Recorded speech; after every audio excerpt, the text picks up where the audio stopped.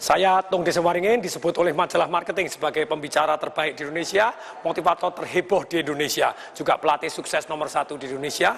Dan majalah SWA menyebut saya sebagai one of the most powerful people and idea in business di Indonesia. Pertanyaannya, siapa orang yang paling berpengaruh dalam kehidupan saya yang merubah dari biasa-biasa menjadi dahsyat luar biasa ini? Kalau boleh saya baktikan, 70% adalah satu orang yang namanya Anthony Robbins. Sejak saya baca bukunya Awaken the Giant Within di tahun 1995 rangkumannya, kemudian saya beli bukunya tahun 96, kemudian saya beli CD-nya di tahun 2000, kemudian saya ikut seminarnya di 2001 dan ikut semua seminarnya saya habiskan gitu ya. Yang terakhir seminar Business Mastery di Melbourne itu saya harus bayar 10.000 US hanya untuk 4 hari 3 malam saja. Dan apa yang saya pelajari dari semua yang paling penting dari Anthony Robbins, baik bukunya, seminarnya, ada 3 hal yang paling penting yang akan saya rangkumkan kali ini. Satu adalah tentang pain and pleasure. Itu yang saya pelajarin dari Anthony Robbins. Ternyata manusia hanya bergerak cari nikmat, menghindari sengsara. Kalau kita jadi master, tuan dari pain and pleasure ini, kita jadi master dalam kehidupan. Tapi kalau kita menjadi budak, hanya cari kenikmatan jangka pendek, tidak tahan kesengsaraan jangka pendek, lupa kenikmatan jangka panjang, lupa kesengsaraan jangka panjang yang bisa menerima kita jadi budak dari pain and pleasure, tentu saja kehidupan kita akan berantakan. Dan dari pain and pleasure, jurus yang pertama ini, banyak pelajaran yang kita bisa gunakan sebagai pemimpin, sebagai penjual, sebagai kepala rumah tangga, bagaimana menggerakkan diri kita, menggerakkan orang lain. Pain and pleasure ini adalah dahsyat luar biasa, sengsara and nikmat. Itu pelajaran yang pertama yang saya dapat dari Anthony Robbins. Yang kedua adalah merubah satu yang namanya fear into power.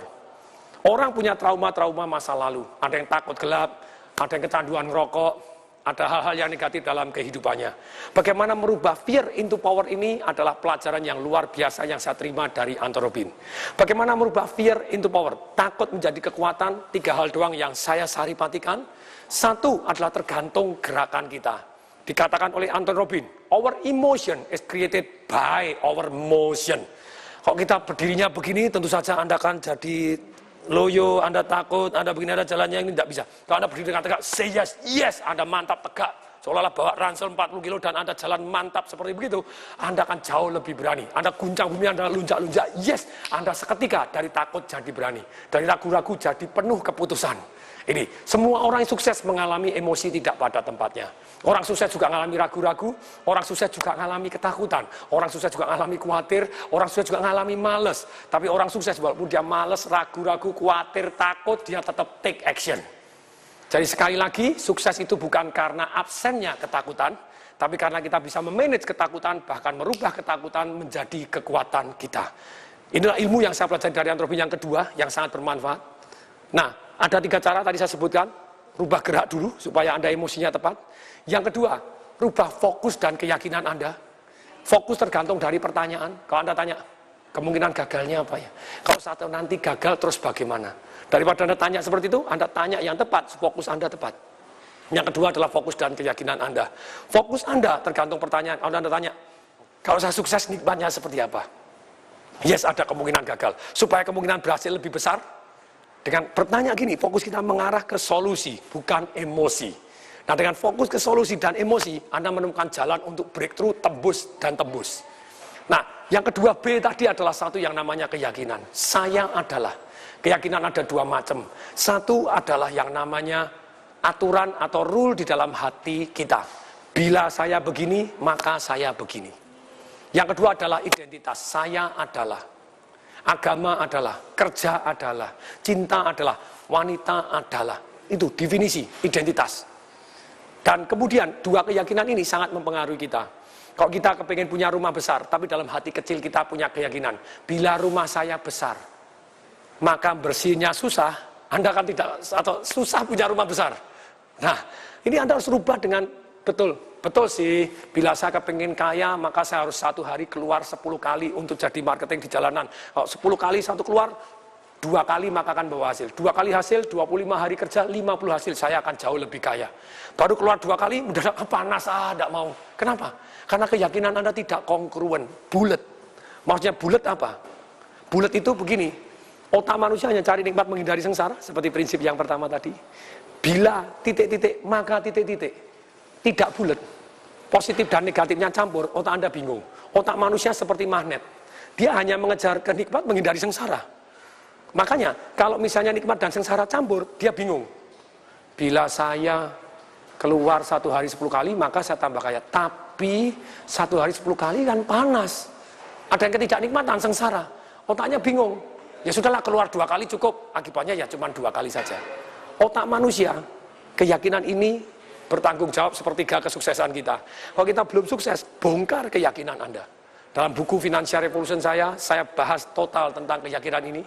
Kalau orang punya keyakinan, mau sih kaya, tapi uang kan akar dari segala kejahatan. Menurut kitab suci, wah repot lagi, Anda lebih yakin lagi. Padahal di kitab suci bunyinya bukan begitu, itu namanya salah baca ayat gitu ya. Kalau Anda punya keyakinan uang adalah akar dari segala kejahatan, siapa yang mau jahat dalam hidup? Anda uang banyak tidak mau nanti dikirain jahat, nanti serakah lagi, ya repot begitu. Kalau uangnya banyak, itu Anda jauh lebih amal, lebih baik. Bukan uang akar dari segala kejahatan, tapi cinta uang akar dari segala kejahatan. Kalau Anda cinta uang lebih dari saudara Anda cinta uang lebih dari istri Anda, lebih suami Anda, ya tentu saja itu sudah pasti. Dari Tuhan apalagi, ya Anda akar dari segala kejahatan. Uang adalah netral, baik saja, adalah alat untuk mencapai tujuan kita secara positif ataupun secara negatif, tergantung orangnya.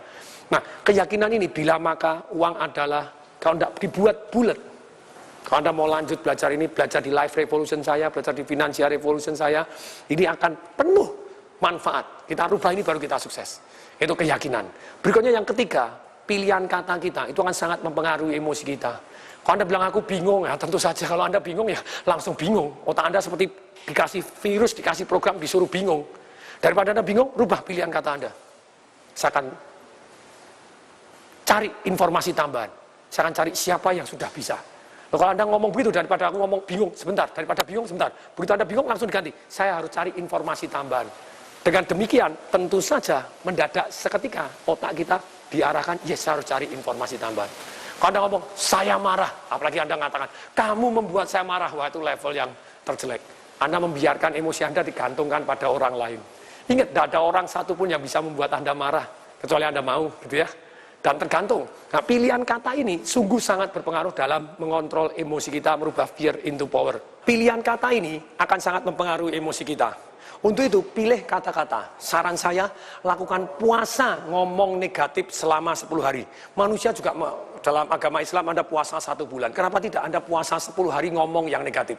Anda list kalimat-kalimat yang negatif Anda, yang mengeluh-mengeluh, dirubah jadi yang positif. Yang positif dirubah jadi dahsyat luar biasa. Sejak dulu saya ditanya, apa kabar? Dulu jawabannya baik, normal, dahsyat, mantap, gitu ya. Terus kemudian, Anda kata-kata apa yang biasanya Anda gunakan, capek deh, ganti. Harus semangat nih. Bilang males, daripada males Anda bilang, mau cas baterai. Sama sih Anda tidur-tiduran, sebentar mau males-malesan. Daripada aku lagi males nih, jangan, aku lagi cas baterai, sebentar lagi siap meledak. Beda toh. Anda bilang kalimatnya, aku ditipu, emosinya langsung drop, tidak karu-karuan. Lebih baik diganti apa daripada aku ditipu? Ongkos sekolah saya. Jadi daripada aku ditipu 10 juta, ongkos sekolah saya 10 juta.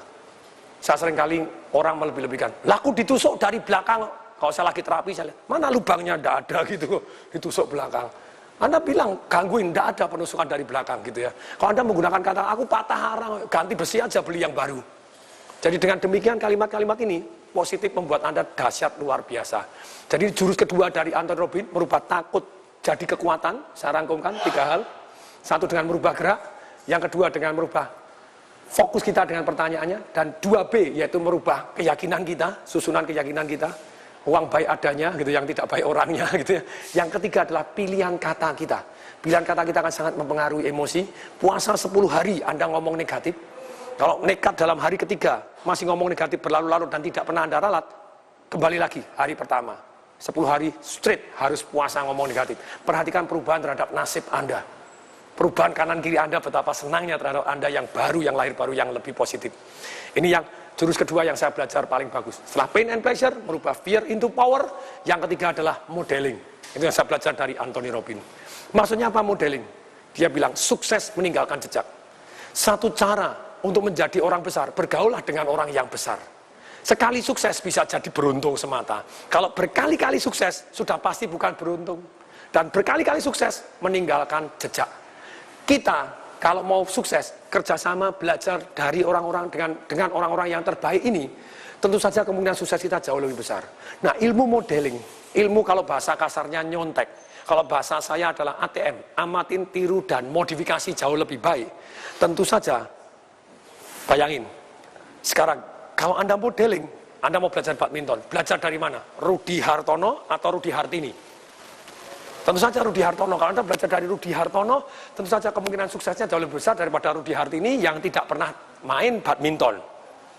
Ini makanya modeling, Anda harus belajar dari orang-orang yang sudah sukses dan mengalaminya. Saya baru aja naik Gunung Rinjani.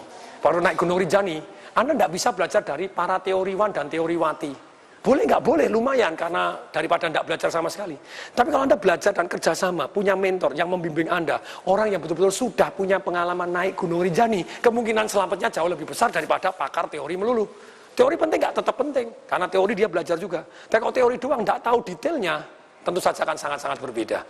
Jadi learn from the best. Jadi jurus modeling ini, belajar dan amatin tiru, ATM, amatin tiru dan modifikasi dari orang-orang yang terbaik di bidang yang Anda kepingin sukses. Modifikasi lebih baik, Anda tentu saja akan lebih sukses. Ini hal ketiga yang saya sangat senang, bahwa ini belajar dari Anthony Robbins, dan ternyata betul-betul merubah hidup saya, bumi dan langit. Semoga bermanfaat. Saya Tung Desa Maringin mengucapkan salam dahsyat.